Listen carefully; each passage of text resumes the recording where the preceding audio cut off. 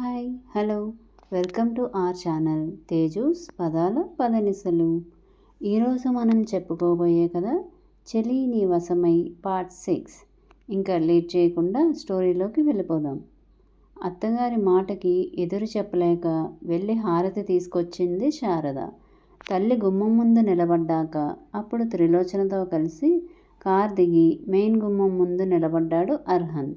శారద హారతిచ్చి ఆ ప్లేట్ మెయిడ్కి ఇచ్చి పక్కకి తప్పుకోగానే, మా ఇలాగేనా కొత్త కోడల్ని ఆహ్వానం పలికేది, ఇంకా వేరే ప్రొసీజర్ ఏమైనా ఉందా అని అడిగాడు అర్హన్. శారద ఆశ్చర్యంగా చూస్తే రాజేశ్వరి సూటిగా చూస్తూ, అన్ని పద్ధతులు కరెక్ట్గా జరిగే సిచ్యువేషన్ మన ఇంట్లో లేదు కన్నా, నువ్వు నీ రూమ్లోకి వెళ్ళి రెస్ట్ తీసుకో, తర్వాత మాట్లాడుకోవచ్చు మనం అంది. నాని, పెళ్ళి జీవితంలో ఒక్కసారి మాత్రమే చేసుకుంటారు, మళ్ళీ మళ్ళీ చేసుకోరు కదా అని ఆవిడకి సమాధానం చెప్పి, మా జరిగింది నీ కొడుకు పెళ్ళి, నీ కోడలికి నువ్వు ఆహ్వానం పలకాలి. నువ్వు కోడలిగా ఈ ఇంట్లోకి ఎలా అయితే అడుగుపెట్టావో అలాగే అడుగు పెట్టాలి నా భార్య కూడా అన్నాడు అర్హన్ త్రిలోచనని దగ్గరికి తీసుకుని. ఇప్పుడు నీకు నీ భార్యకు మేమిచ్చిన ఆహ్వానం తక్కువైందా అని అడిగింది రాజేశ్వరి కోపంగా. నేరుగా లోపలికి వస్తున్న మమ్మల్ని గుమ్మంలోనే ఆపేసి హారతి ఇవ్వాలి అని చెప్పింది నువ్వే కదా, మరి ఏదో మొక్కుబడిగా హారతి ఇవ్వాలని అనుకున్నావా, లేకపోతే మీరు వచ్చే వరకు మేము లోపలికి వెళ్ళకూడదు అనుకున్నావా? వాడిగా వచ్చాయి అర్హన్ మాటలు. చందు, ఎందుకు ఇలా మాట్లాడుతున్నావు? నాన్నమ్మ ఏం చేసినా ఆలోచించే చేస్తుందని తెలుసు కదా అన్నాడు చక్రపాణి. హా డాడ్, తెలుసు, కానీ ఇప్పటి ఈ పెళ్ళి వెనుక ఏ ఆలోచన ఉందో అర్థం కాలేదు, అందుకే తెలుసుకోవాలని అనుకుంటున్నా. పెళ్ళి ఎలా జరిగినా ఎవరితో జరిగినా అది పెళ్ళే, నేను దానికి విలువ ఇస్తాను. అది మీరు నేర్పిన సంస్కారమే. ఇప్పుడు ఆ సంస్కారాన్ని వదిలేసి ప్రవర్తించమని మీరు చెప్తే మీరు చెప్పినట్లు మాత్రం నేను చెయ్యలేను. సరే, మీకు నాతో పాటు నా భార్యని లోపలికి ఆహ్వానించి తనని ఈ ఇంటి కోడలిగా అంగీకరించడం ఇష్టం లేకపోతే నేను వెళ్ళిపోతాను. ఎప్పుడు మీరు మా పెళ్ళిని అంగీకరించి మమ్మల్ని యాక్సెప్ట్ చేస్తారో, అంటే నా భార్యని యాక్సెప్ట్ చేస్తారో అప్పుడే ఇంట్లోకి వస్తా అని త్రిలోచన చేతిని పట్టుకుని వెనక్కి తిరగగానే, ఆగు కన్నా అని పిలిచింది రాజేశ్వరీదేవి. స్వీటీ సిచ్యువేషన్ ఎలా ఉందో అన్న కంగారులో నేను వదిలేశాను, కానీ నీ మీద ఇష్టం లేకనో లేక ఈ పెళ్ళి యాక్సెప్ట్ చేయటానికి కష్టమయ్యో కాదు. శారద, అన్ని ఏర్పాట్లు చూడు అని స్వీటీ గదిలోకి వెళ్ళింది ఆవిడ. అదే సమయంలో డాక్టర్ రావడంతో మాధవ్ డాక్టర్ని తీసుకుని స్వీటీ రూమ్ చూపించి బయటకు వచ్చేశాడు. శారద మళ్ళీ హారతి ఇచ్చి, చందు, మీ ఇద్దరు పేర్లు చెప్పండి ముందు అంది శారద.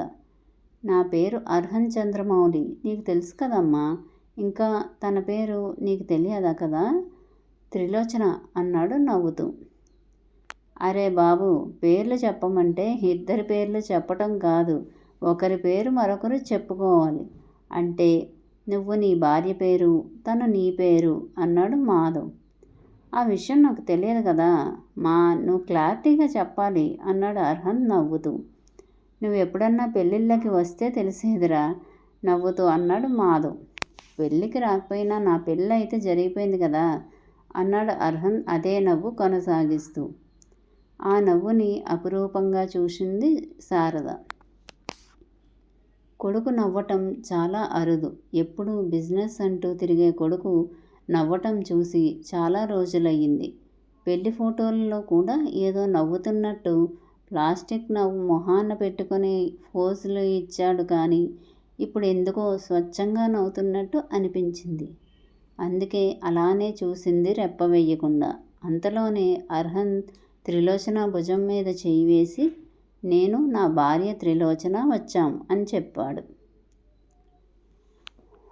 శారద త్రిలోచన వంక చూడగా తను బెదిరిపోయినట్లు చీరని గట్టిగా పట్టుకొని చుట్టేసింది. తన పేరు చెప్పకుండా సైలెంట్గా ఉన్న త్రిలోచనను చూసి, నా పేరు చెప్పు లోచన అన్నాడు అర్హన్ నెమ్మదిగా. త్రిలోచన బుంగమూతి పెట్టింది.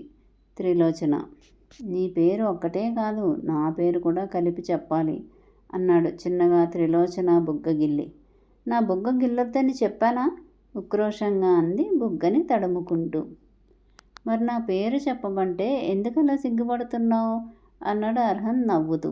మరి మా ఊళ్ళో చాలామంది ఇలా పేర్లు చెప్పేటప్పుడు సిగ్గుపడతారు, అందుకే నేను కూడా సిగ్గుపడుతున్నాను. అయినా మొగుడి పేరు ఎవరన్నా చెప్తారా అంది చిన్నగా. త్రిలోచన మాటలు శారద మాధవ్కి వినిపించలేదు, కానీ ఆమె మాట్లాడేటప్పుడు అమాయకంగా కదులుతున్న కళ్ళు మాత్రం వాళ్ళని ఆకర్షించాయి. అయితే నేను మా బావ వచ్చామని చెప్పు అన్నాడు అర్హన్. మా ఊళ్ళో కూడా అందరూ ఇలాగే చెప్తారు అని హుషారుగా శారద వైపు చూసి, నా పేరు త్రిలోచన, నేను నా బావతో కలిసి అత్తారింటికి వచ్చాను, మేం లోపలికి రావచ్చా అత్తయ్య అని అడిగింది. నవ్వేశాడు అర్హన్ కాస్త పెద్దగానే. అప్పుడే స్వీటీని టెస్ట్ చేసిన డాక్టర్ బయటకు రావటంతో ఆమెతో పాటు బయటకు వచ్చిన రాజేశ్వరి మనవడి నవ్వుని చూసింది. ఇదిగో ఈ కలసం తన్ని లోపలికి అడుగుపెట్టు త్రిలోచన అంది శారద. అమ్మో, కలసాన్ని తన్నటమే, అది సోల కదా, సోలంటే లక్ష్మీదేవి, లక్ష్మీదేవిని ఎవరినైనా తంతారా? పైగా అందులో ఉన్న బియ్యం అన్నపూర్ణాదేవి, మరి ఎలా తంతారు అంది త్రిలోచన అమాయకంగా. నువ్వు వాటిని ఇంట్లోకి పడేలా తంతే నీ బాదంతో పాటు నట్టింట్లో సిరి సంపదలు నాట్యం ఆడతాయని, అది ఎందుకు చేస్తారో చెప్పింది శారద.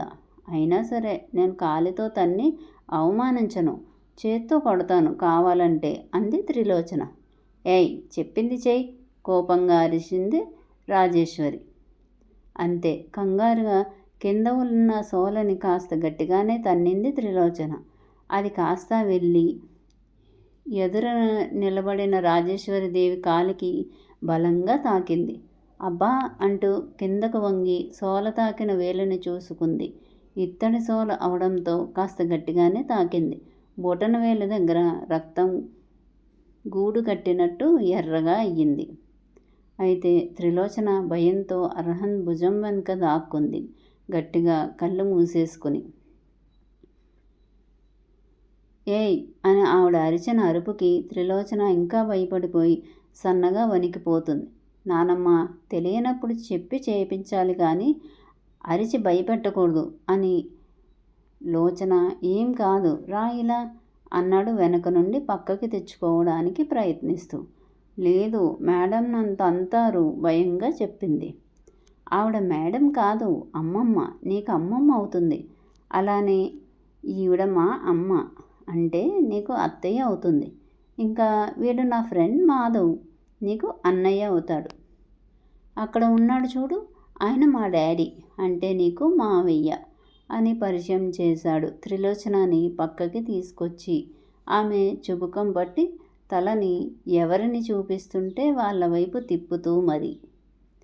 రాజేశ్వరి ఉరిమి చూసింది త్రిలోచనని. త్రిలోచన మళ్ళీ భయంతో వెనక్కి వెళ్ళిపోతుంటే ఆమెను అలానే పట్టి దగ్గరకు తీసుకుని గుండెలకు హత్తుకొని, నిలబడు కుదురుగా అన్నాడు కాస్త గట్టిగా.